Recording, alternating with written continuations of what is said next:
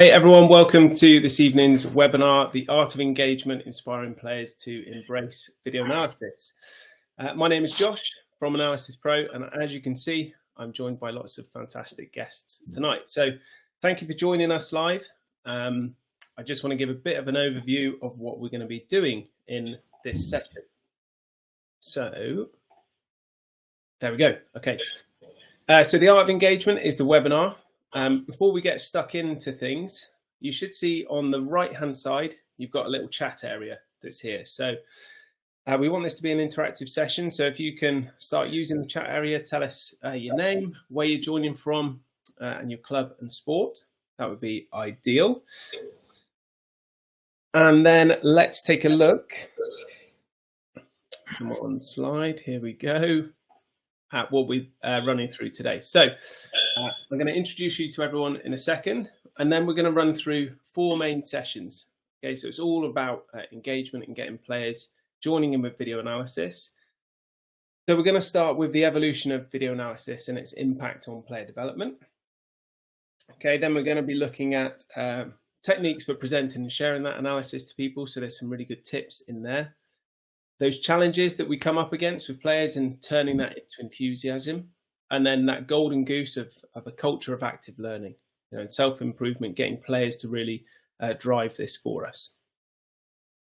Then at the end, we'll have some time for questions and answers as well. So there is an option to use questions as we go through. So our guests, who are all on the left, thank you to these for joining. Lots of great insights we're going to get. So we've got Esther, who heads up the analysis at the Welsh FA, has done for many years, so lots of experience there. Sean O'Donnell, who heads up the analysis at Limerick GAA, so particularly the senior hurlers who have just gone 4 in a row at the All-Ireland Championships. So big congrats there, Sean. Mark Robinson, who's an analyst for Wimbledon hockey, but also involved in the coaching setup for the Wales women's Masters team. So we've got coach and analyst viewpoints coming in there. Jem Akpinar, who's the analyst for Great Britain wheelchair rugby. And we've got lots of experiences from Jem, some of the case studies that we've had before. So Jem will be sharing his insights there. Matt Jess, head of rugby at Pembrokeshire College, so a nice focus on more youth level rugby and one-to-one coaching, but also he can use his experiences as a professional player at Exeter Chiefs. And professional players in mind, we've got Jack Yeandle, the club captain from Exeter Chiefs, who also does some coaching. So we've got player coaching and analysis, and Mark Porter, who does analysis and coaching with the County Armagh juniors, who've been in the Super Cup NI recently. So a real good mix of people here as well. We've also got Bradley, who's our product demonstrator, but Bradley will be sharing his experiences with the MMAD College and how they engage young players with analysis and help their development. Last but not least, we've got Ollie, who can't be on the camera because there's too many of us here, it seems, but he sat next to me. He's going to be manning the chat as well. So yeah, look out for the chat as we're going through. Now, with that in mind, a couple of bits of housekeeping to the side. You've already found the chat area, so thanks, Scott, Jason, Aidan, David, Joe, Daffith, Weldon, Mike. Wow, lots of people. Okay, I'm not going to keep reading all your names out, but thanks for joining in. So use that chat area, but you'll also see a poll on the side. So if you click on polls, it's useful for us to see the most people that are joining here. So currently we can see we've got lots of analysts that are in here, a mix of some experienced and proficient users, and we're looking at how engaged your players are there as well. So please use those polls. It's useful for us all to know. And any questions you've got, you can put them straight in that question and answers area as well, and we'll try and cover those at the end. Lastly, as soon as we finish this webinar, it'll be ready to review straight away. Okay, so with the same link, you can jump back on and watch through the recording. So just as a quick overview of Analysis Pro, we're hosting this webinar. Thank you for joining us with it. We're performance analysis consultants, you might say. Okay, we're interested in making sure everyone benefits from analysis. So we believe in analysis for all sports and all levels. and it's our aim to educate and enhance that analysis process for everyone. So we're delighted to have these guests here. I've got the pleasure of working and supporting a lot of these people here, well, everyone here. So I know there's some really good experiences you'll get from this as well. So there's a little view of what we do as Analysis Pro, this shoot, analyze, share step. So although today we're really focusing on that share area, how we engage players with the end process, we'd like to drive you through that whole area, how you get video. We've got some nice webinars and content on that as well, how you analyze stuff, and then importantly, how we share as well. So if you want to learn more about us, you can visit our website and we'll help you out. So enough of me talking, that's quite enough. Let's jump in with our first session. And as I said, we're going to have 4 sessions here. Okay, and the first one is about the evolution of video analysis and its impact on player development.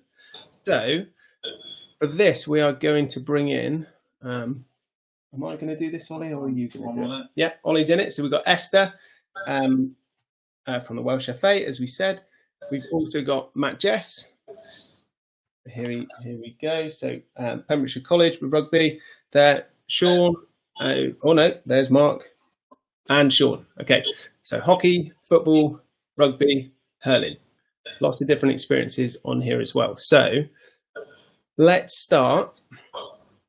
And I'm just going purely because of old school ladies first. But Esther, I'd really like to start with you. A bit more about your experiences. Tell us how long you've been in the game and how things have evolved as you've seen them over time. Yeah, so I kind of fell into analysis really through knowing Keith Lyons through the sport of lacrosse. So obviously, I'm sure a lot of people here will be aware of, Dr. Keith Lyons, or Professor as he was. As a bit of a guru really in the area, and I was really lucky to start working at the Centre for Performance Analysis at Cardiff Met, or UIC as it was at the time.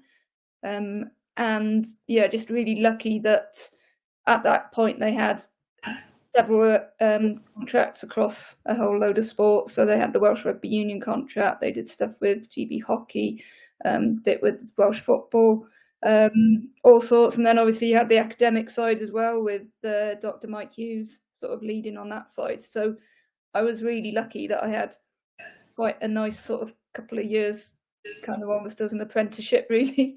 They didn't have interns or internships as they have now in those days. But I was just lucky that he said, come along and basically play around with all the equipment. And what was that equipment like back in those? It was hard work. So he gave me a box. There was about, you can't see my hands, I don't think, on there. A huge box essentially, and he said, "This has come from Australia. It's something called Sports Code." And I was locked away in a cupboard for about a month trying to get it to work, and I couldn't, and I thought it was me. But then a couple of months later, he sort of delivered a laptop and said, "Oh, this is an upgrade." And I opened the laptop up, and it was Sports Code that they'd just brought to the market. But sort of, before then, a lot of it was non-linear stuff. So I don't know if some of you remember, like Crickstat was one of the things that we used with Glamorgan, where it's sort of automatically spooling through VHS recordings of stuff in order to pull out a 10-minute highlight. Would take about 2 hours for it to spool through everything. But I think in many ways it gave me quite a good grounding of that understanding of hand notation and what are the important things to look at. Whereas I think now we're probably spoilt with data coming out of our ears and stuff. Yeah, and I think that would be an important part there of, as you said, finding the important moments from all of that. And when it was hand notation, because there wasn't things to make it quick, you had to be really to the point with what you want to look for. And I guess we kind of need to get back to some of those ways in a lot of examples. So you, with all those equipment, obviously that's quite time consuming. And if we think about, embracing players with it, what was kind of the turnaround time from a game to actually being able to provide some feedback?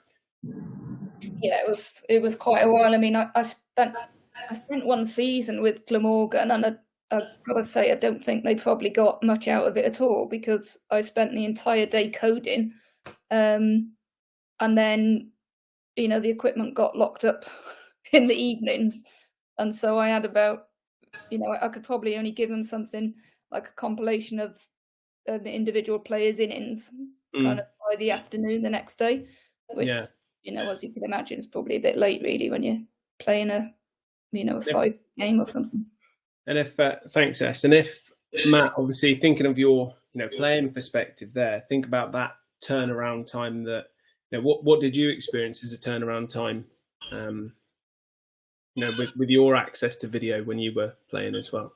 Yeah, sort of when I started, I remember the kind of analysis you had as an individual player wasn't huge amounts, purely because, and this is where I suppose I've got a great appreciation that back in those days, so for example, when I started with the Cornish Pirates, the coach didn't have time to go through a video, didn't have the sports code to analyse it, couldn't then sit down with you as those individuals and go through each clip.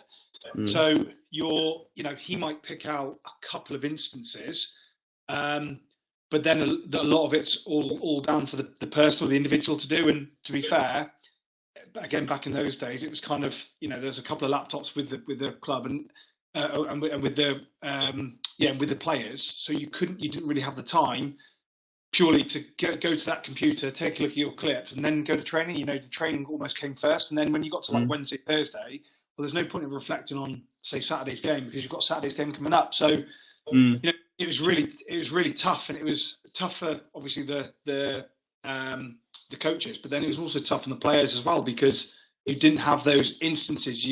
You're learning and your skills and the understanding of the game, I suppose, was that much slower to what it is now.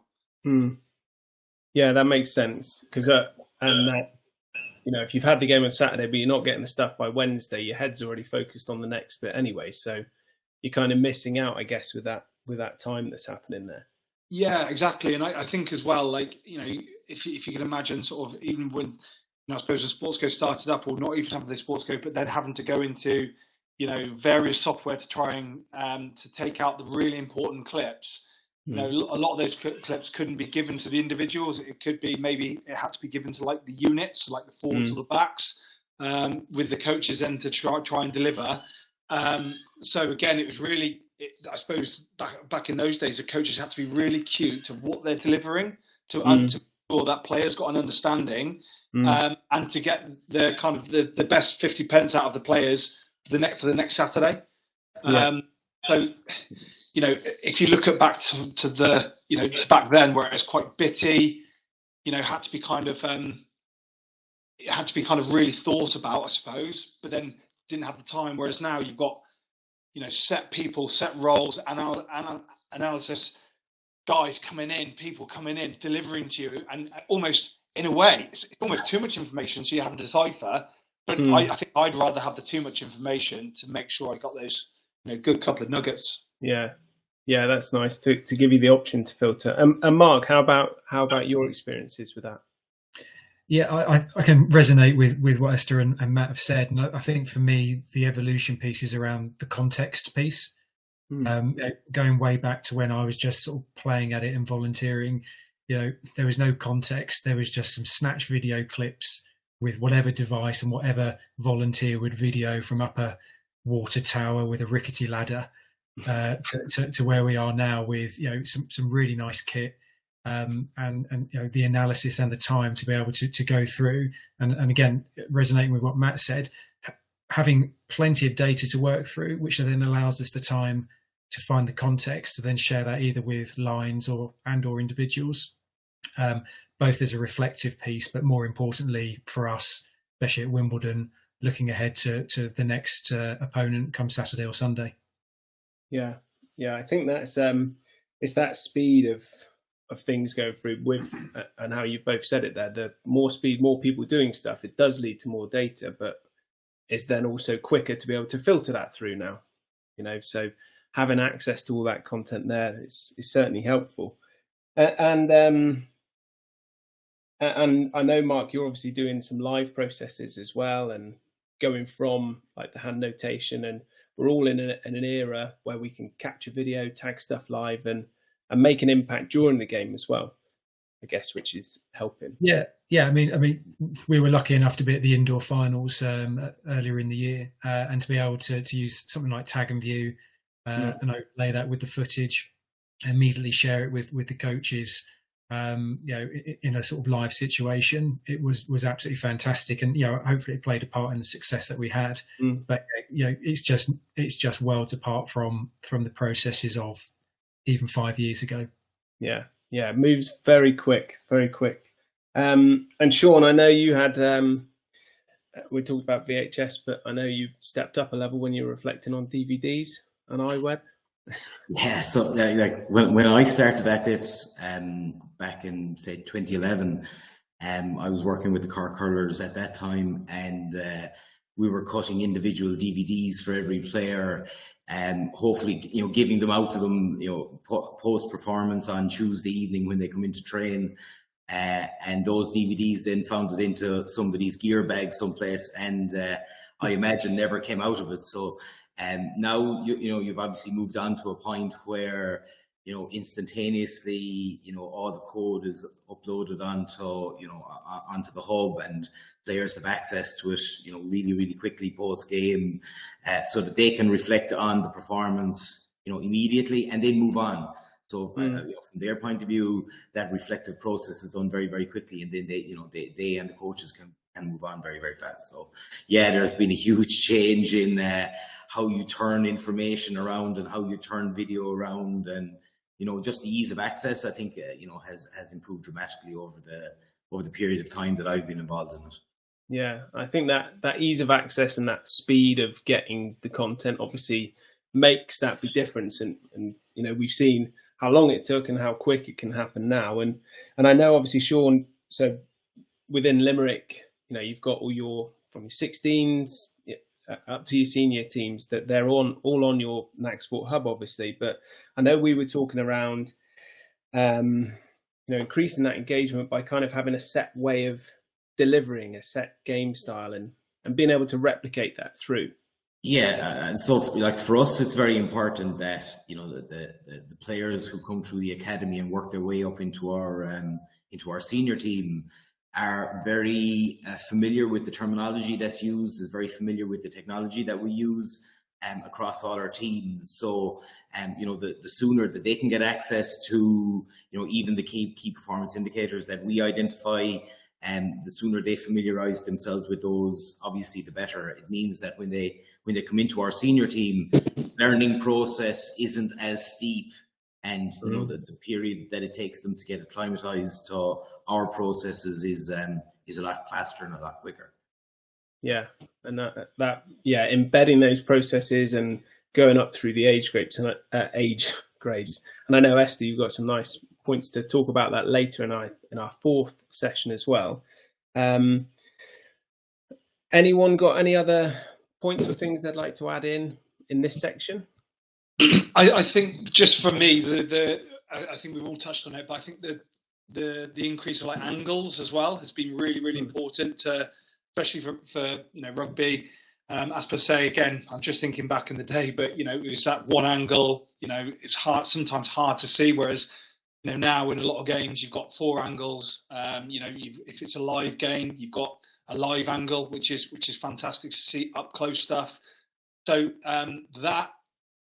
to have that at the forefront for a coach, and for the player more so, to really take a look at the skill or the action, really embeds the kind of the learning, and how quickly they can take on that learning, what they can then do within a day on the field to try and increase the process and try and increase the skill and to get more of a positive outcome. So I think that the angle process, where we are now with analysis is hugely important. Yeah, and I think you guys will all reflect on it's great when you can get as many angles as you want, and the hide behind, we all like it because it's the closest you get to kind of seeing the game as a player, isn't it? You can reflect, and I guess it's more engaging because it looks more familiar rather than that the broadcast angle is useful for how we watch, sport and TV, but I think we get a bit more engaged with it if we're seeing it kind of similar to the eye line that we have there. And I think as well, just quickly, I don't know what about the other sports, but drone footage is huge. To see, the lines of running. You can see something as a coach, with an eye, but then to have that drone footage to see, what the hooker's angle was like coming across. I'm purely using rugby, but those kind of lines of running, using the pitch widths and stuff, just puts everything to really, really good context and perspective. Yeah, brilliant. Thank you. So, any other points before our next session? And I'll summarise. And I'm sorry. I think just the main thing with the video is that you can see that a learning just as it's so much quicker now because the interventions can be targeted so much more clearly, whereas it used to be just from what the coach remembered. And if you just had the one angle, it was just how it looked from that angle, whereas now you can just be so much clearer with where you target that intervention, and then off the back of it, the learning then as a result is a lot quicker. Yeah, brilliant. Thank you everyone there. So to summarize things we've got there, obviously technology's helped us with that speed of delivery, being able to give instant feedback, and whilst it's fresh in players' mind, give them something that they can engage with. That ease of access obviously helps with engagement. If there's no barriers of having to take the DVD home and put it in the DVD player without the DVD breaking on your way home, that's great. And lots of different video angles, so we can get all those different perspectives to really engage with it as well.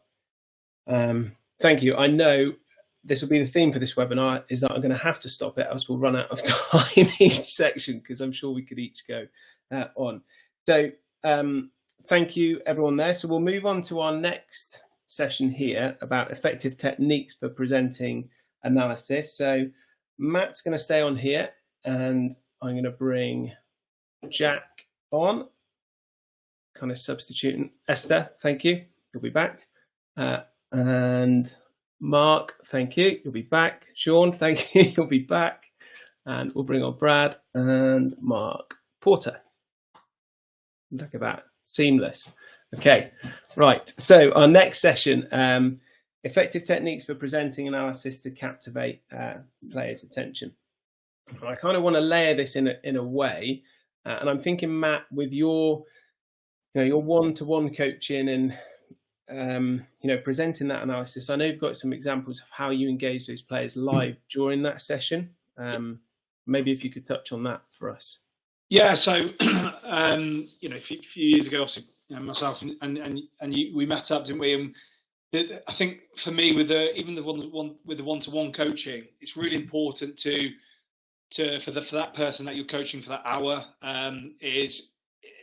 or the session is for them to really understand it and the learning point. So the tag and view, which I used obviously with the ease of the iPad, it was amazing because straight away they're getting immediate feedback. So I could, for example, coach Jack and how to hook a throw, and I'd be telling him stuff, but if he doesn't actually see that in action, the impact for learning is it's only so much. He's only got a ceiling. So I've done a lot where if the tag and view, you can use them mobile phones now, how easy and accessible they are. But the impact of that learning, to the understanding of what they need to do, what they need to change, like Esther talked about, the interventions you need to bring in, just accelerates the learning process for that person. Straight away, they understand what to do. You as a coach can see and maybe refine on a couple more points, which maybe you've missed through eye detail. And it just accelerates the learning through the visual understanding. So it's been a fantastic intervention that I certainly use and continue to use in sessions. I've been to a session today and showed the lad about with his kicking, about his ball drop, his ball height, his strike height, and straight away he's getting that immediate feedback and he's able to change it. Yeah, perfect. So I guess actually one of the big techniques we can use is that immediacy of getting the feedback to people, because that's definitely beneficial whilst it's in their mind. Jack, I'm going to come to you, and I'm going to start you, if you don't mind, kind of with your coaching hat on, and I'll come back to your player hat. Yeah, so coaching, I'd probably say the biggest benefit, just as Jesse said there, is that sort of instant feedback. So it was a tool that I started to really use when I was at my previous club, Sidmouth. So I went there and their scrum just wasn't working at all, wasn't functioning, and I literally started doing small snippets of videos that I would send to players, after the training session. And it just, for me, was the same as what Jesse said there. It was reinforcing key points, and just with the boys being able to watch it, even some lads on the side that I could, whilst another scrum was going on, I could just highlight them really quickly, the body shape change or tweak that they had. And as Jesse said, it just enabled that instant feedback. They were able to see it.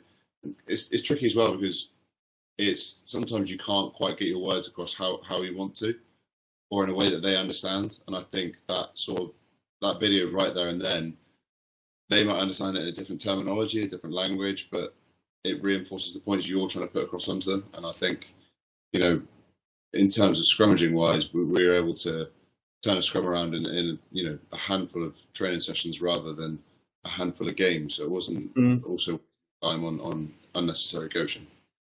I think that's a really important point about kind of breaking down the communication barrier and misunderstanding that can come up, because the videos there showing what's happening, then your communication is given the context to kind of back it up.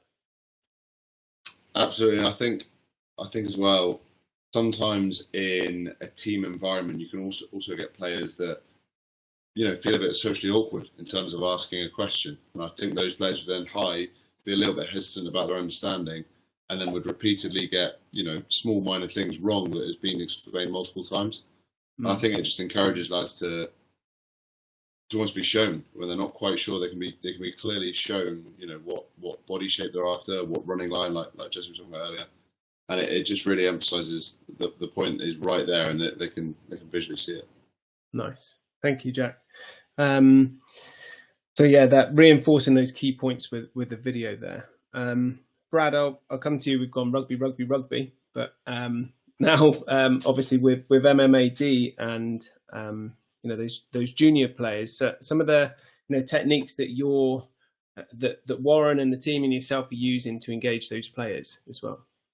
Yeah, so obviously with a young group of players, they're obviously 15, 16 years old, can be a bit tricky sometimes, because you don't want to overload them with too much information, but you want to give them the right amount of data. So we try and follow a structured presentation every time, so they become familiar in the way we actually deliver that presentation. They understand the key points we're trying to give to them. And the way we do that is we always follow certain protocols. We highlight key points, mainly with visuals, because as youngsters like that, visuals can mean a lot more than you just talking about it for 5-6 minutes. Maybe that 30-second video clip can make more of a difference than you going on about it. And then, but after each visual, sit down and talk about that video, and then we move on to the next one. So you're not leaving it all to the end where it's too much information for them to take in. And then obviously from the theme we use, we try and use like a Formula 1 drive to like success theme. So they try and understand, they know the theme, they understand the way we're delivering the presentation, everything to them. And what we like to do then with the coaches and analysts, we like to do is when we have our downtime, like classroom, we call them pit stops. So they're like our classroom breaks, right? Okay, now we're going to have a chat with this. Forwards can be here, backs here. So we try and mix and match how we do the presentation, whether it's out in the field or we're going to do it in classroom, to keep the players engaged and enjoyment mainly, because the whole purpose of this is for them obviously to develop as players. And so after that then we obviously make sure we keep it simple and simplify the message so that they know. And at the end of each presentation, we bring a call to action. Right, okay, this is what we've done. This is what we're going to do out on the field. Everyone knows where they're at. So it's not, right, okay, that was loads of information. I'm not sure what we're actually doing. Finish with the call to action. All the players are on the same wavelength and they know where they're at then. Yeah. So you're kind of taking that themed approach to kind of get people prepared for what they're going to see, and a bit of familiarity as they go through, having a set structure, which I guess feeds into familiarity, kind of people know what's coming up so they can be prepared to look for what they want, and then clear messages and call to actions there as well. Exactly. Yeah. Jack, do you have like any themed approaches, or like is it a set structure? Think now as at Chiefs, like how you're receiving feedback. Yeah, so it will tend to be on a normal game week. This is you tend to do most of your review stuff on a Monday. So say it's a normal Saturday week, that'll be sort of your review stuff, and even within those sort of, you can do like team reviews, attack, defence, or set piece forward review. What it tends to be is reinforcing the key points that we went into the game with. Then there'll be the work-ons, the bits that didn't quite go to plan, and normally finishes with the bits that went well, because then you can always refer back to the original game plan points you went in with. So it can also be a good laugh as well, because particularly some of the silliness that goes on in and amongst rugby teams, it can also be a good time to show some of them. But that tends to be the way that meetings are structured. Normally finish on a positive, always a good morale boost for a team environment. And yeah, it just keeps things positive. And I think the key thing from it that the Chiefs have started to learn now as well is keeping meetings quite punchy. I've definitely been in meetings in the past, probably when Jess was back playing with us as well, that you sat in a meeting and it's kind of like the same point, another clip, the same point. You're like, even as a professional player, you do start to lose that level of engagement. And I think, flipping it to my coaching head, whenever we've done sort of short sessions with them on video sessions, we've literally tried to limit them to as fewer clips as possible, and particularly as smaller coaching points. I think there's a big balance with learning and actually retaining the information. Nice. Yeah, it's really good. Thank you. And Mark, thinking around, the County Armagh juniors, obviously just coming out of the Super Cup, and I know I really want you to talk about how you actually prepare and line up your players before the meeting, because I think it's brilliant. Yeah, I suppose for us it's a very long process, maybe 6 months long, of picking players from probably a pool of about 200, getting it down to 18. So as soon as the 18 happen, kick in, we really have to push the analysis, because the time we have with them is very limited.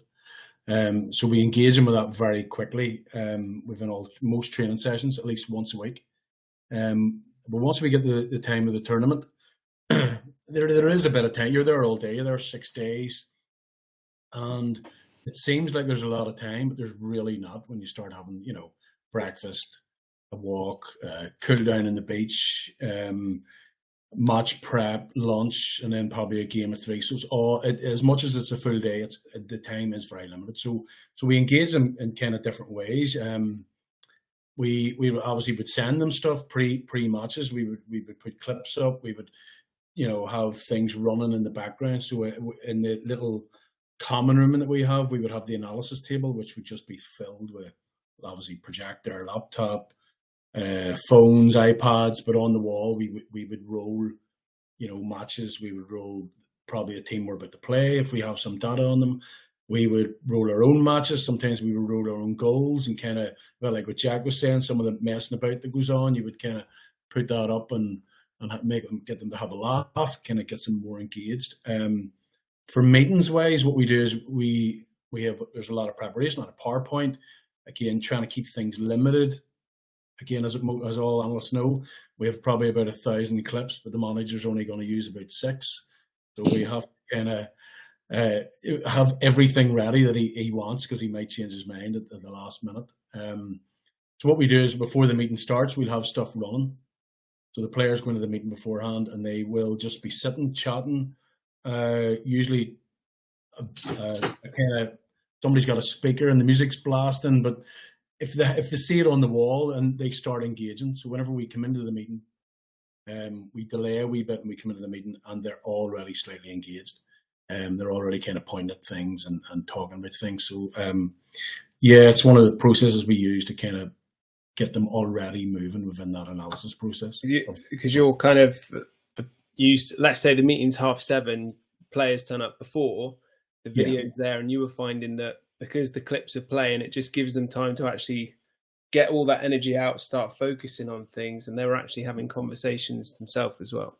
Yeah, they just see it. It's on the wall. It's on the white wall, and we can see it from a distance where they're all messing around and doing it. They're only 14, so they're messing around. They've other things to talk about. And then once one person starts engaging, the next person engages, and the next thing you know, when we walk into the meeting to start presenting, they are already there. They're already ready to take on board all the information that has been gathered, and obviously preparation for the next game, which could be within 3 hours, 2 hours maybe. Nice. Yeah, so it's grasping them at the right time, you know. Yeah, perfect. Thank you. So picking up on some themes we've picked up there, and thank you everyone. Obviously, reinforcing those key points as we go through, but kind of a structured approach and theming stuff for people, whether it's preloading them, giving them time to settle in, or having a set structure every time. Think of Brad and Jack's examples there as well. And being visual learners, that the video is there to help reinforce when the communication might not get through. So yeah, using video and a structured approach to everything, but keeping it short and sharp, I think is some really good techniques that we've got there. Thank you everyone in this one. So let's move to session number 3. So Mark and Jack are going to stay on, and Brad, thank you. You can go have a rest. Matt, thank you. And we'll bring on, we've got Jem and Mark. Yeah? All right. I'm looking to Ollie.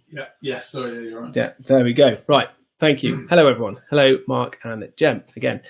So this section is all about navigating challenges and transforming that resistance into player enthusiasm.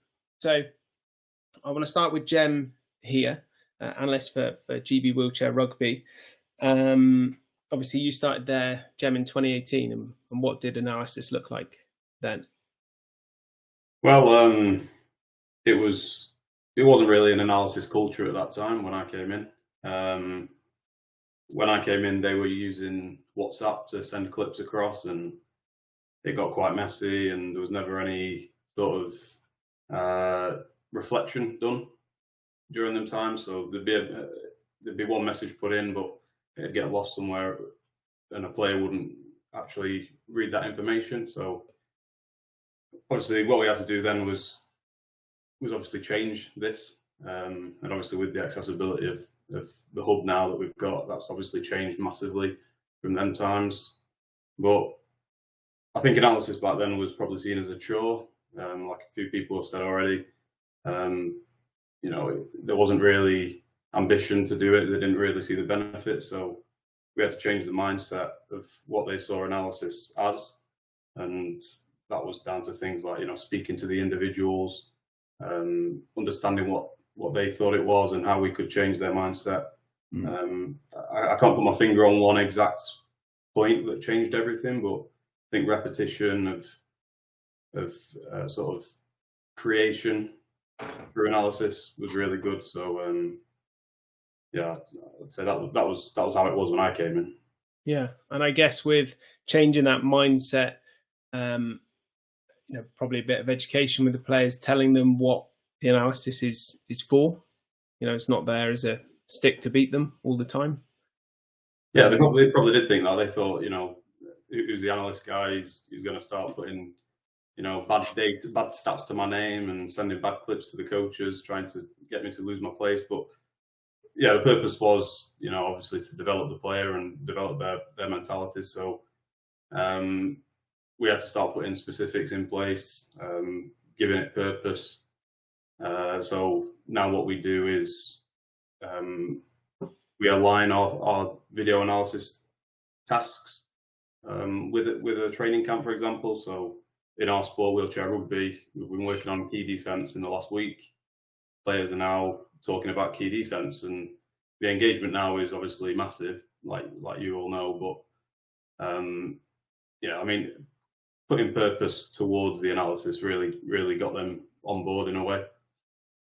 Nice. I like that. And Mark, I think that does that reflect with you mentioned about going from hundreds of players down to the big group of players down to your key players and kind of getting analysis in early and telling them how it's going to be used? Yeah, that's the thing. Yeah, because you're dropping straight to all those players and you've got limited time, you really have to find that that engagement level at that point. So yeah, it's just pushing everything, and again keeping everything limited. Don't overdo it. Don't overload people constantly. That's the key. You have to kind of find and also try and find the ones that are always engaged, because if they see results and others see results, then others lead on to them. Sometimes we do that with the kind of leaders in the group. We kind of go, right, we'll focus a wee bit more on him, and he'll kind of bring more people with them, because there is ones that every player's different. They're all resistant in some way, whether they're being shy or they don't want to be seen to be the leader and all this kind of thing. So yeah, and again, I suppose it goes along with adult players as well.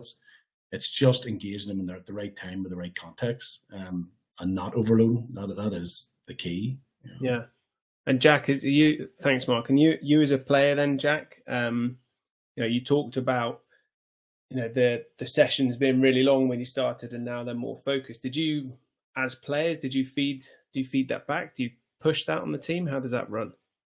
Yeah, so it's sort of done now. So there's a lot more onus on the players to provide the clips. So we're previewing a team, which normally tends to happen on a Tuesday, but also doing some of the reviews as well on a Monday. On a Tuesday, we would be the ones that, on a Monday after training, players would be the ones in their set groups. So you could be broken down into, I don't know, some scrum, some line out, some line out D. In those groups, for example, scrum, some weeks it might be just the hookers, and that's always involving all the young hookers as well. And that's a case of, going through the clips. There'll be a couple of laptops out for everyone to go through. Everyone's engaged in what they're doing. We can sort of discuss between each other which clips we want to show and preview on a team for that weekend. And even to the point of, we'll then be in the preview, the next meeting on the Tuesday. It will be those players or a selected few players that will be presenting the clips and explaining, key points you're looking for. And I think that's a really good way of engaging the players. Obviously, the more senior players are going to be aware of what they're looking for and things like that, but it's a good way of integrating younger players and sort of fresher players to the squad into, obviously using the analysis tools, but secondly, using terminology that the team would use. So everyone's sort of using the same language and looking for the same key things. Nice. Yeah, those familiarity and teaching the way to the younger ones and bringing it through definitely helps. Nice. And then Mark Robinson, thank you, Jack. You've got some stories, examples around Masters teams. Yeah, go ahead. Yeah, we essentially created our own culture of resistance at Hockey Wales, where we went from having nothing to giving them everything. You want drone footage, we've got it. You want 4 angles, 1,000 clips. We were so proud of ourselves that we got all this information. And again, it goes back to the context thing I mentioned earlier, and I know some of the other guys have mentioned it. And lo and behold, no one engaged with it. You say, well, have you looked at penalty corner defence? No, we can't find it. It's buried within everything else. And also from a coaching perspective, we were quite blinkered in just saying this is the right way to go about it. Our way or the highway. And we just had this issue with practically no engagement. Stripped it all back. I think as Jack mentioned earlier, kept it short and sweet. Our video sessions now last no more than about 15 minutes. In terms of what we serve up to the girls at Hockey Wales, from a Masters perspective, they'll have 2 minutes of clips, absolute top. So we've just gone through their end of cycle feedback process. So that's all just been sent out to them. But now the really nice thing now is that we're now getting, where's my feedback? And then they'll engage with the feedback. And so we've gone through that journey. We created our own pain, but we've come through the other side. I think the nirvana for us, and again, I think Jack mentioned it, is that we now want to put even more onus on the players in the next cycle to own that process. They've got access to everything. They've got a hub. They've got all the content. We want them to start clipping their own stuff and leading these sessions, less so the coaches, or it's a more collaborative thing. We've got that at Wimbledon, but Wimbledon's in a slightly different place with regards to its player set and player profile. So we'll have individuals who will own that for, short corner attack and short corner defence, for example, and they'll serve that up, and we'll engage with that pre-game and look at what we need to do against whoever we're playing against. But I mean, I think the key message is, you've got all these tools in the toolbox, but you need to be selective, and we weren't to start with. Yeah, but you've now flipped that around by stripping it back, taking on their feedback and being really focused. And they're obviously using an Export Hub to engage with that, and it's a more filtered approach that you have there too. That's right. Yeah, I mean, it's just less is more. The simple adage there, and all of a sudden we have the engagement, we have the demand, we have the want for it, and it's a phenomenal part of what we do within the Masters process. Yeah, perfect. Anyone else got some other points they want to add in here? I'll probably just say a good thing that is happening a lot at the club at the moment is, I spoke about the players' level of engagement with providing clips and things like that, but the kind of crossover that's happening really well now is coaches are asking for players to send in their players' work on for the weekend, or their players' sort of thing that they're looking to, their target that they're looking to improve. They want it in a clip. So it's a clever way of getting the players to then look through their clips, sort of make a marker of which clips they want to send to the coach. They think about it. They go through their sort of previous goals and stuff. And it's a good way of crossing over the clips being used, but also looked through. They're not just there and underutilized. Being checked.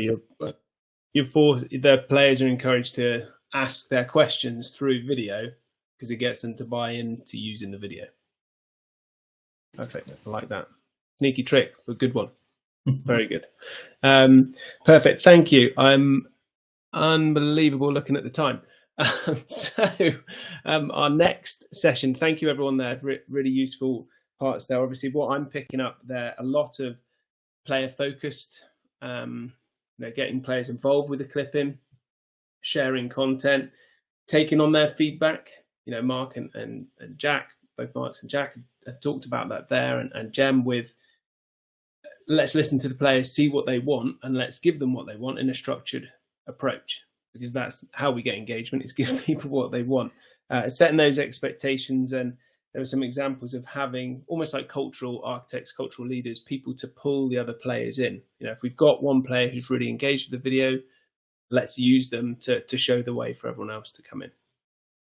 Thank you. So the last session we've got is about building a culture of active learning and self-improvement. So Jem is going to stay on, and we're going to bring in Esther and Sean. So thank you, Jack and Mark. Esther, Sean.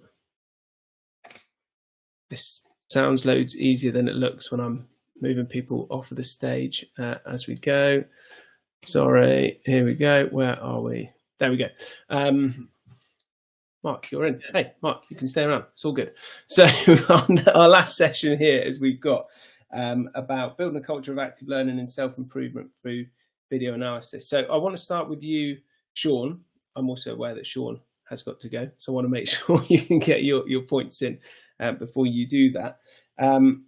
Obviously, with your senior team, players have to work up to playing for the county. So, tell us your experiences of how, I guess, that kind of becomes a prerequisite anyway for them if they want to be there.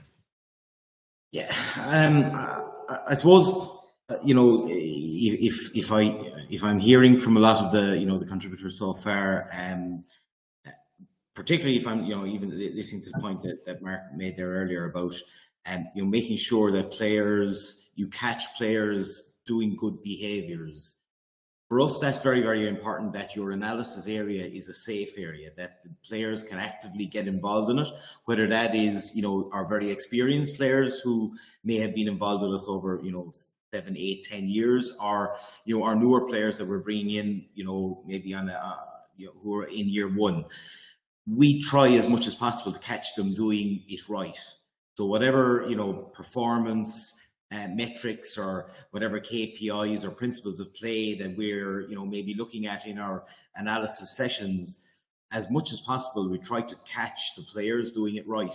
We want we want the players to see that we acknowledge firstly that the behaviours are displayed in their performance on Sunday, but equally we want the younger players who are coming in to see that this is the correct behaviour. We had been finding in the past that one of the main barriers to players getting involved in analysis was that very often it was something negative, that you were always catching them doing it wrong.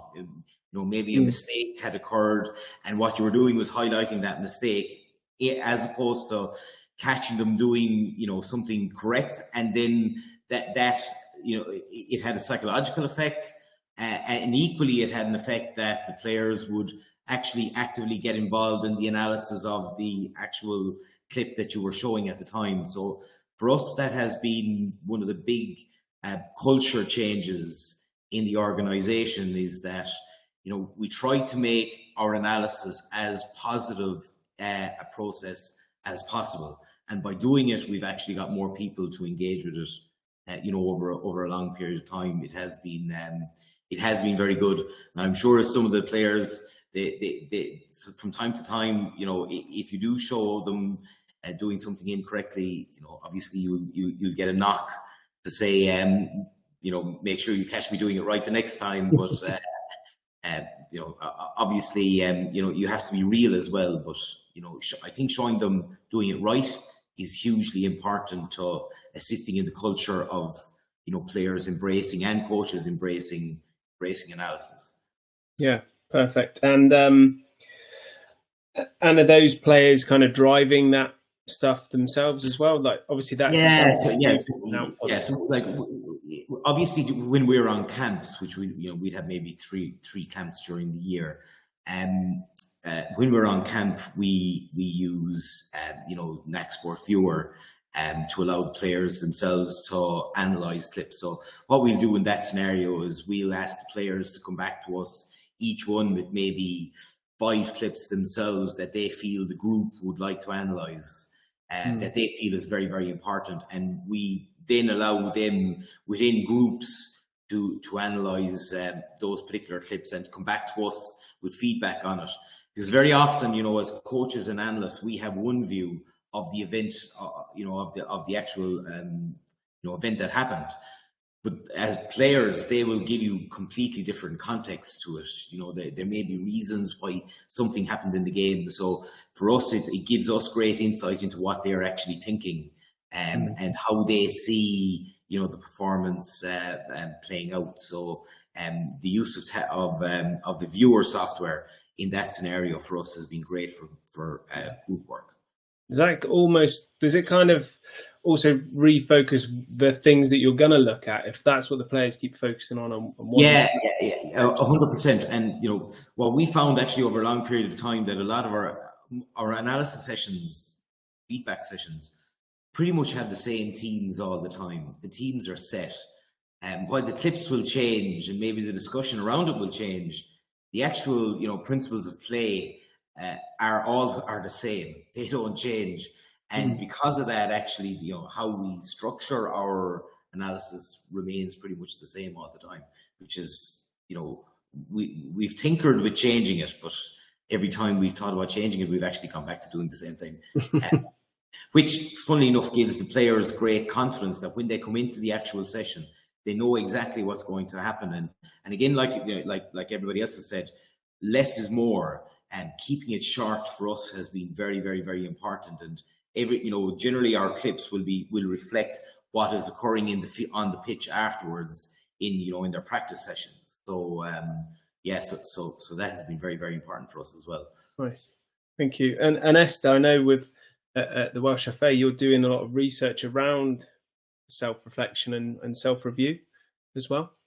So we've got national syllabus that sort of runs, so our kind of way of working, I guess, runs across all of our teams. And within that, we've got a big emphasis on maximising player learning, because obviously we don't have the players in for that long.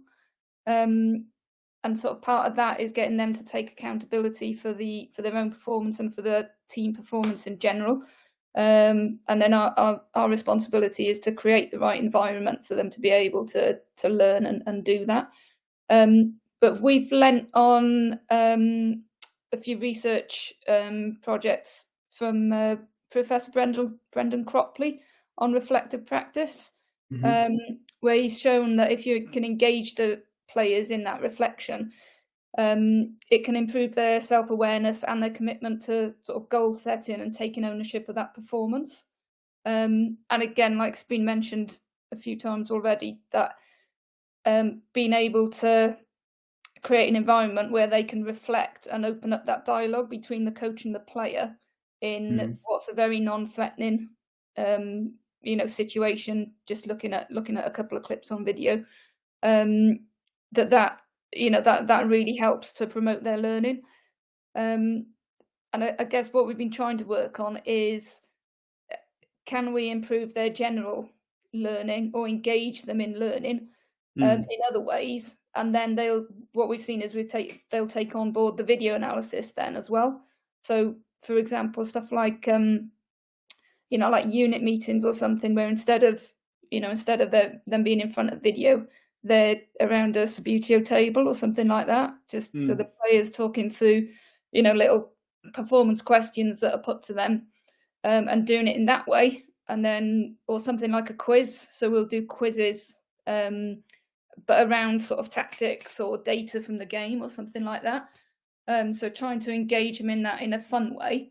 And then what we're finding then is we're getting a lot more engagement in the actual video analysis then, whether that's, in a sort of workshop style meeting, or whether it's online. We're sort of in between camps where we're putting matches up and asking the players to reflect on the performance themselves, and kind of coming, so like others have said, coming back to the coaches, with their clips, working on their own individual development plans. So how you're increasing the learning in all areas and giving different ways of interacting and engaging with loads of different things, you're seeing a positive impact on every area, whether that's a coaching debrief, whether it's a player video session. It's all having a net increase. Yeah, and even if they're getting that understanding of how they're preparing properly, whether that's tactical, whether it's sports science, the more we're getting them engaged in these sort of things, the more they're buying into, preparing properly from a nutrition point of view, for example, or, looking at opposition analysis. Nice. Perfect. I like that. And when did you start doing more of those things, Esther? How far down the road are you into with? Probably a few years ago in terms of that. I mean, that research was 2018, I think, and 2020. So probably sort of came into our national syllabus around that time. Probably a lot more recently that we've put, trying to be a bit more innovative. Yeah, roll it out in every age group and every team. Yeah. Nice. Perfect. Thank you, Esther. I've realised. Sorry, Mark, I brought you up and it was supposed to be Brad. Do apologise. I was just about to say. Sorry about that. You sat ever so patiently. That's fine. That's what I was going to say. So if you want to switch me out. No worries. Sorry. So Brad, and again, just because I want to get a mix of, obviously Welsh national team, we've got the senior hurlers, but obviously with the younger age group as well. And Bradley with MMAD, thinking about the development focus. How has that culture been built up there? That's Sean. Thank you for your time. Sean's had to jump. Yeah, so obviously with the younger generation coming in, it's quite a hard pathway to take, because you want this their first time seeing video analysis, a lot of them. So you've got to create. We start off obviously by engaging them in that presentation, bringing that theme in, as I mentioned earlier, but explaining the purpose of video analysis. At that age, is for them to develop as players. Winning as a team is a bonus at that age. It's for them to develop So that's what we try and explain to them with video analysis. That's what we want them to do. Similar to what Jem said earlier, they think we're in there to tell them everything they're doing wrong. It's like, no, it's a bit of both. We're here to show you what you're doing right as well. So they need, and then once they understand that process with the youngsters, then they start to get a bit more engaged. We're there to help them and develop. So obviously we try and feedback through the analysis, full analysis, live analysis, and then obviously add that up to the hub. But we also want to make sure that we encourage them to create their own clips, as like Jack mentioned earlier. We say like bring a mixture of positives and work-ons. So then they actually become interactive and want to look back at those clips. And also as well, it's for younger generation. It's nice for them to be able to look back and like they be able to like show their parents, show their grandparents. They really enjoy that, and the more that they bring that in, I think the more they do contribute towards that video analysis. And also as well, we encourage that proactive learning by asking, make sure like when they start creating those clips, that's when the questions start coming. Thinking, right, so I've created this clip. What did I do wrong here? What did I do right? And then during downtime, during training sessions, they come up with their phone, ask the coaches, what did I do wrong here? And that's from getting them interacting with the clips, with the analysis, which then opens the door for questions, which helps them wanting to learn and grow as a player on and off the field. Yeah, nice. And that kind of ties in with, like Esther saying, that the whole self-reflective practice, the more you can give self-reflective opportunities, and Jack said about how they use the clips are the questions. You know, rather than asking the question, okay, bring a clip to show me that question, and we can talk through it better together. Definitely, yeah. And another like little touch, because I like with the MMAD project with the academy, is because they're 15, 16, they also use analysis. They also use the video analysis to give feedback to parents.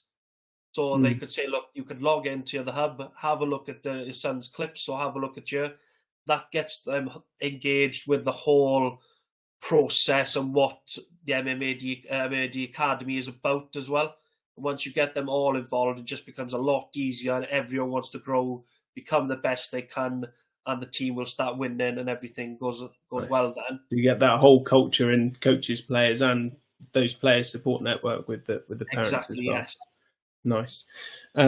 Thank you, Brad. And Jem, I know some of the processes that you've got to, and you mentioned about 2018 coming in and not having things there. And I know you've got some really good examples that I'm hoping you can share, because I think it kind of pulls together a lot of these themes that we've seen throughout here with accessibility, speedy turnaround, and player ownership and self-reflection. So I'm going to open to you to tell a bit more about the GB Wheelchair Rugby players there.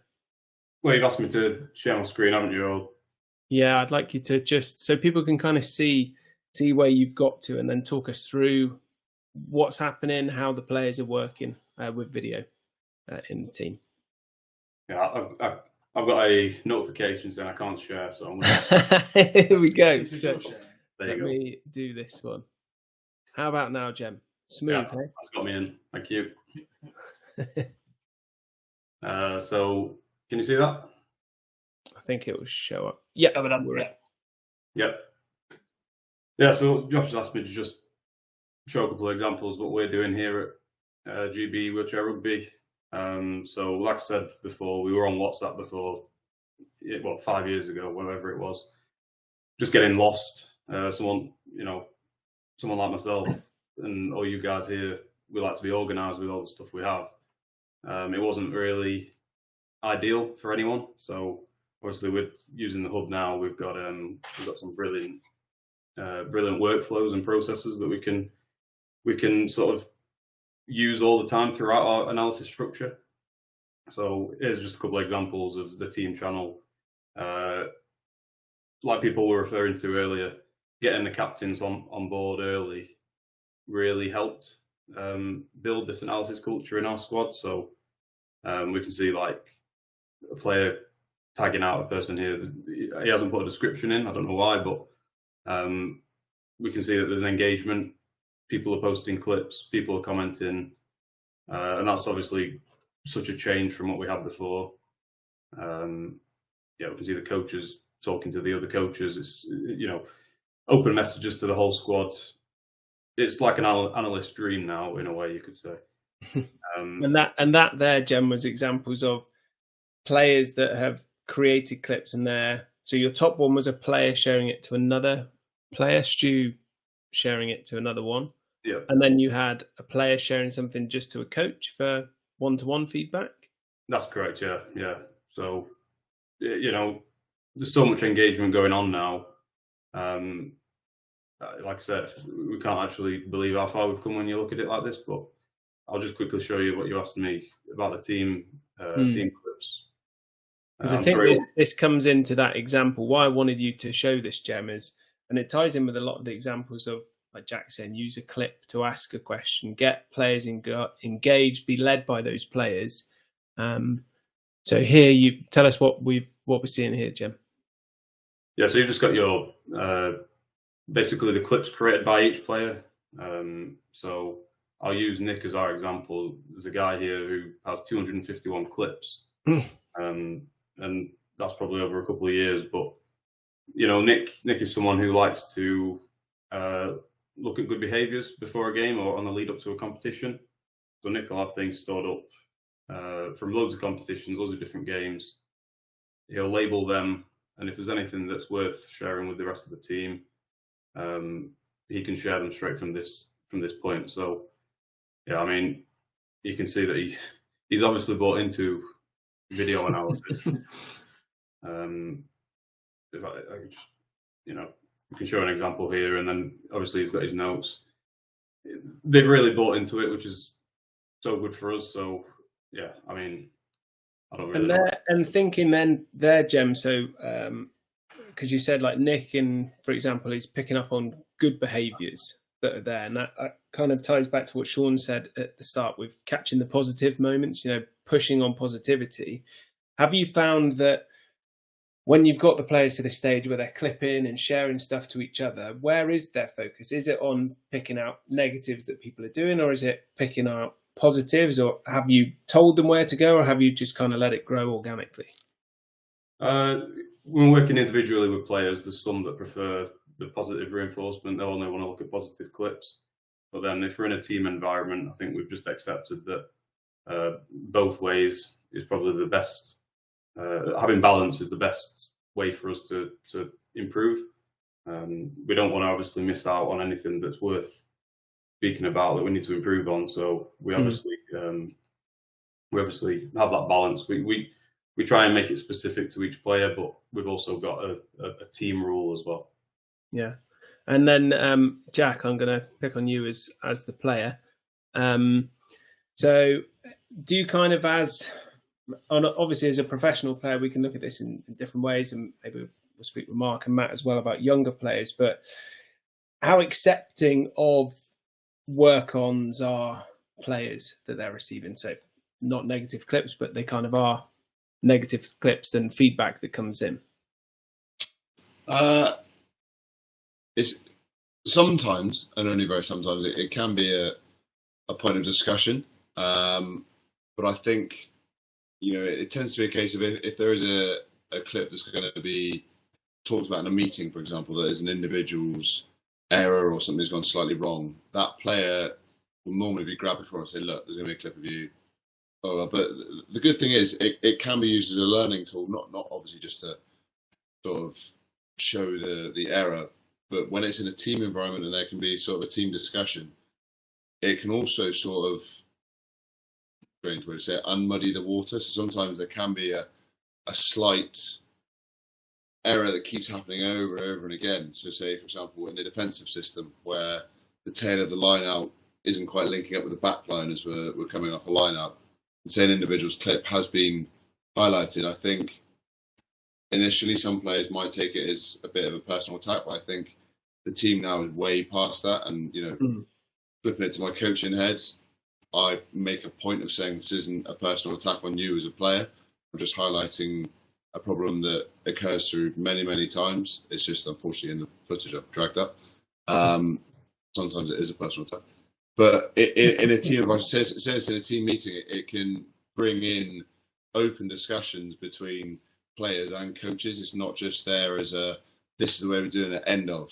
It can be very much players will challenge it and be like, why are we defending in that manner? Why, for example, from a rugby perspective, why is it you want us to go forward and jam in as a back line? And I think that's really good dialogue to have, because it builds relationships, but also it builds understanding between the whole team. Nice. I like that. And that obviously opening that discussion, increasing that self-reflective practice that's happening there. And what I'm hearing a lot from everyone as we've gone through, kind of like the framing or preparing people for what they're going to see and having a purpose to the feedback and the video analysis we do. We're doing this for your development. We're doing this because we want to discuss and learn together. Whereas if we don't have that initial discussion and tell people why we're doing this, then they might wrongly see it as just a personal attack every time. Okay, lots of food for thought there. So just as a recap, I appreciate I've taken up a lot of all your time as well. I'm just going to do a very quick recap of some of the things that I've been noting down as we've gone through. That what I'm picking up, the things that are really helping is speed of turnaround and accessibility to video. Obviously, the progressions in technology have certainly helped that for everyone. Kenny, I saw in the chat, Kenny Moore. Hi, Kenny, how are you doing? About immediate feedback versus delayed feedback and a balance of acknowledging the emotional state of the player and the coach's ability to be spontaneous. That's really good, because when we're doing immediate feedback, there is that emotional state with everyone in there that we have to balance and think about as well. So I basically just repeated back what you said, Kenny, but there we go. I liked your point. Speed, accessibility, having structure and themes to stuff that we're doing. And I really liked how everyone is player-led. So to try and get players to engage and do self-reflective, we've got to take on their feedback of how do you want to receive video? What environment works well for you? Leaning on some of those cultural architects in a team. If a player is involved, let's use them to push other players along, and having a purpose to it all. Anyone else think of anything that I've missed out or want to add to that? Must have been the best summary ever then. Okay. So there are some questions, and I appreciate to all of our guests. I've definitely taken up a lot of your time. So if you have to leave, please feel free to leave. Thank you very much. If you've got time to stick around for some of these questions, then that's great as well. So let's go with, just I've got it at the top. Kenny, how do people feel about data driving the selection of video clips? Who wants to jump in here?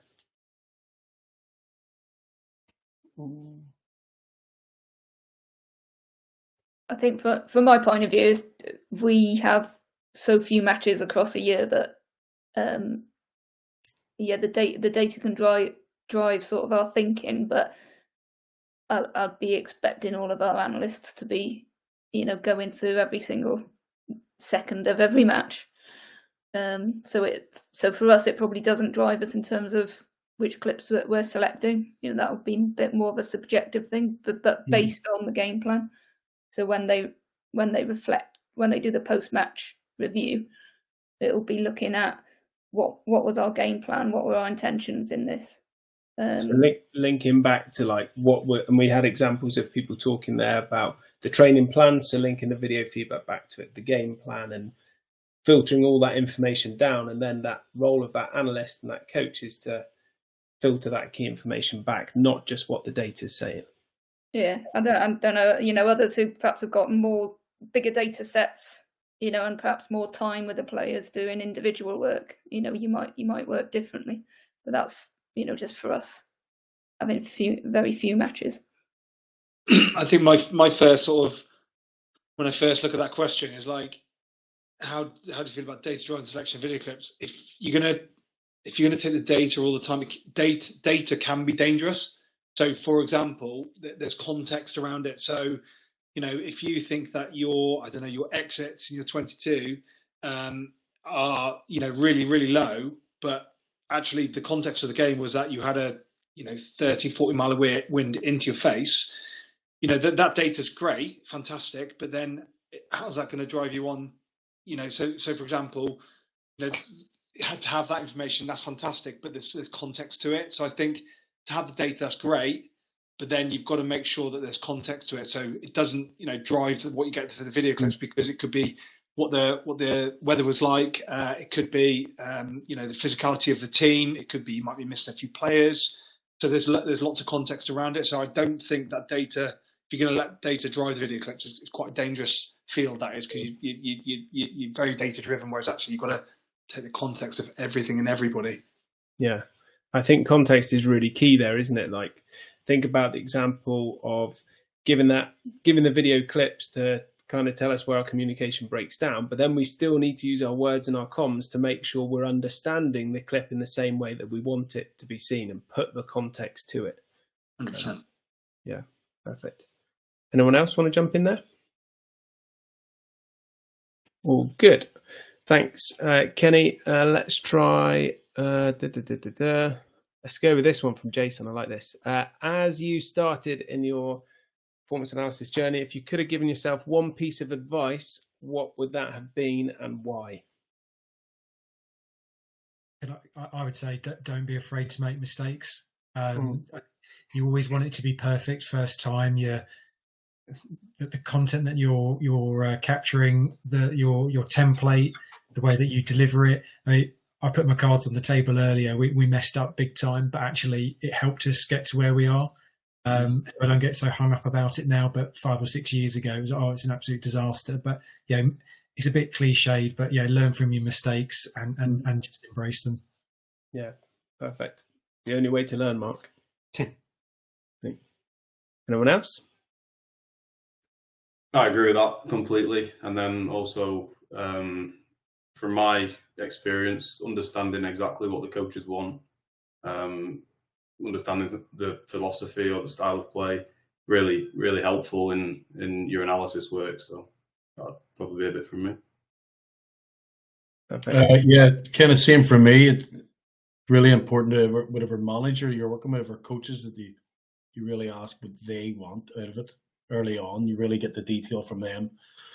Again, you can clip and put your own thing onto it and get carried away and add so many things and look for so many things. But back to what we're all talking about earlier, less is more. And I've made the mistake of going, I want to do this and I need everything now. But over the years, you realize that no, take your time, speak to the coaches and work off those guys first of all.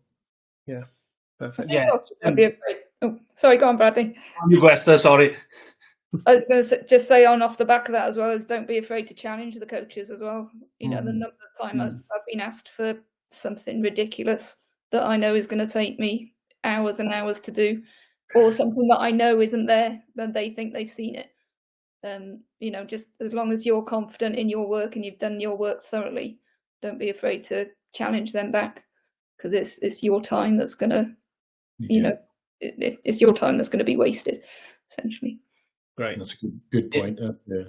Yeah, similar to what everyone's been saying there. Like, obviously, don't be scared to challenge and communicate with the coach. Keep that communication high.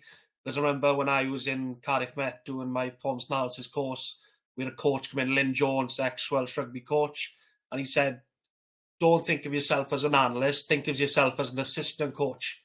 You're there to help me. You're not someone else in the back room. You're one of my coaches.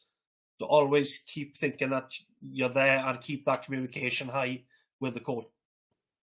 Brilliant. Nice.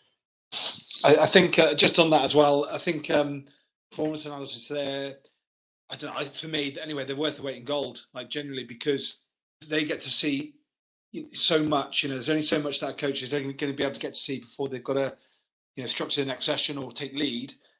For that person that's sitting there, looking at things over and over, different games, they're looking at 3 or 4 games sometimes, into the future. It's almost like, I've known a lot of performance analysts becoming really, really good coaches, and they have such a good eye for detail. It's like I think that's really important, is that their knowledge is almost like superseded. They almost supersede the coaches in a way. We did some, sorry, jumping in again. We did some research recently on live communication on the bench during an international. And it came back that the Analyst initiated 50% of the tactical communication.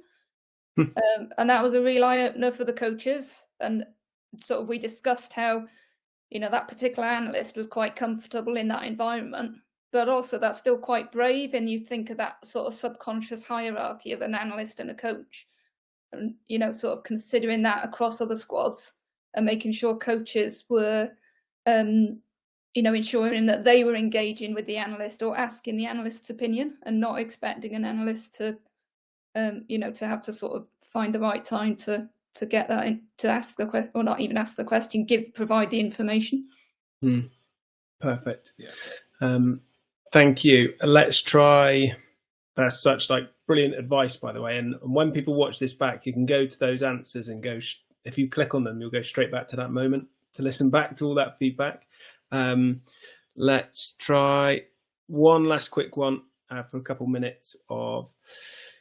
As part of an amateur setup, finding time of what to analyse can be challenging. What advice would you give for trying to make the most of the limited time you have while ensuring what you're preparing is relevant or useful for players? So how do we dive down to the most important stuff?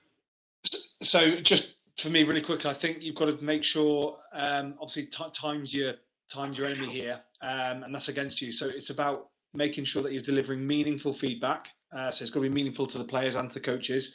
But then I think it's got to be around. I think Jack definitely talked about it earlier on. Whereas, what are your 3 key points? So, okay, what are your 3 key points from the weekend? Have you hit those? Have you nailed those? What are the good examples? What are the examples where could have done better? Might not be individually, could be collectively. And then what are we looking to do this week? This is who we're up against. What are our next 3, big bricks, building bricks? What are we going to focus on? And I think if you keep it to that steady flow, one, you keep to the time. You don't go over the time. One, you're limiting or you're keeping the engagement with the players. You're not overloading them with too much. You've got to think about it. They're going to work on Monday, Wednesday, Friday. So, and they're playing a game on Saturday. So it's really important that they get that real meaningful, learns or what they need to do, and they get clarification of what they need to do on the Saturday. That's what I would say. Yeah, back up your coaching plan, back up your game plan. Basically, start from there. I'd probably jump on that as well and say it doesn't always have to be complete footage. So a couple of times in my coaching bits, I've done it where, for example, I've had a focus point of defence of spacing and alignment, and I would, I remember starting a meeting with putting up a screenshot of it was a drone footage, but it was a high angle. Paused it and just said, "Are we happy with that defensive spacing?" And immediately got no. Played the clip. Wasn't a particularly good defensive set. Then a couple of clips later, it was one with a are we happy with the defensive spacing? Now much better clip, much better outcome from it. And I think as well with the engagement side of things, really small novel things, very not important, but makes it a little bit of fun. Is, for example, we used to do every now and then we do hit of the week, defensive hit of the week. Boys would get to vote in it. Winner would get a chocolate bar of some sort, or if we hadn't done it for a while, hit of the month, someone will get a couple of bottles of beer or something like that. It just gets that little bit of engagement, whilst also getting them to focus on, like Jess said there, the small couple of points. Like that. I like that. Guys, I'm so appreciative of your time. We've been running for well over an hour now. So thank you to everyone that asked questions as well.